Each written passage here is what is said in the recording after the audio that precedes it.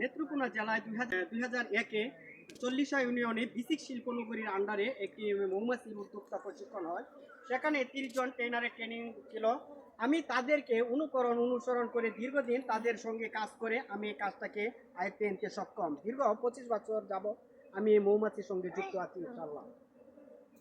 এবারে এটা কিভাবে মৌমাছিকে আয়ত্ত করলেন এবং কেন করলেন, এতে কি মধু কি বিক্রি করে, কি অবস্থা এটা বলেন তো। লাভ আসলে প্রতিটা কাজের একটা শখের বশেতে আমার মূলত মৌ চাষ। একটা সময় আমি সেই বেকারত্ব জীবন থেকে অবসান ঘটানোর জন্য মৌমাছি চাষের সঙ্গে লিপ্ত হই এবং প্রচুর পরিমাণে আমি মধু উৎপন্ন করতে সক্ষম এবং দেশ এবং দেশের বাইরেও আমি মধু এখন পর্যন্ত পাঠাতে পেরেছি।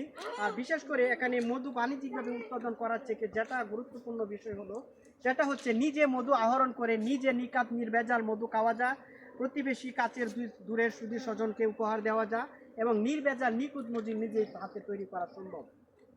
আপনি কিরকম লাভবান হচ্ছেন এখন, কিরকম বছরে? আপনার বর্তমানে যে বক্সগুলো আছে সেই বক্সগুলো থেকে আমি ইচ্ছা করলে আমি যদি নিয়মিত সপ্তাহে 2 থেকে 3 ঘন্টা সময় দেই প্রায় 30-40 হাজার টাকা আর্ন করা সম্ভব। যাদের কাছে এখন বর্তমানে এগুলো প্রেজেন্টেশন করে সেট আপ করে রেখেছি তারা বর্তমানে প্রায় 50,000 টাকার মতো ইনকাম করতে পারে। আর আমি একাধিক বিজনেসের সঙ্গে যুক্ত, পাশাপাশি মৌমাছি চাষ করি এবং মধু উৎপন্ন করি। বর্তমানে প্রায় আমার 40 থেকে 50,000 টাকা প্রতি মাসে মধু সেল দিতে পারি।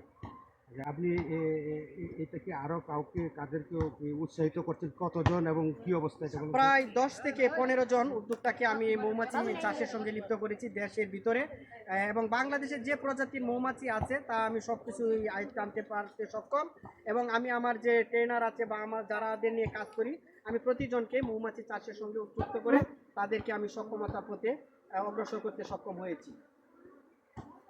এখন এই মেসেজটা কি দিবেন অন্যদের প্রতি? আমার মেসেজ থাকবে একটাই, যেহেতু গণমাধ্যম কর্মীদের দৃষ্টিতে আমি আসতে পেরেছি, সেই গণমাধ্যমের হাত ধরে সকল বেকার তরুণ যুবকরা যারা অলস সময় পার করতেছেন, বাংলাদেশের যে কোনো প্রান্তে মৌমাছি আছে, আপনি এই সেরেনা মৌমাছি চাষ করে প্রতি মাসে আপনার বেকারত্ব জীবন থেকে অবসান ঘটানোর জন্য 10, 15, 20 হাজার ইচ্ছা করলে আপনি যত সময় দিবেন তত বেশি এখান থেকে অর্থ উপার্জন করে নিজের ভিত্তি স্থাপন করতে পারেন এবং মধু এমন একটা জিনিস দেশ এবং দেশের বাইরে সেটা বাণিজ্যিকভাবে রপ্তানি করা সম্ভব।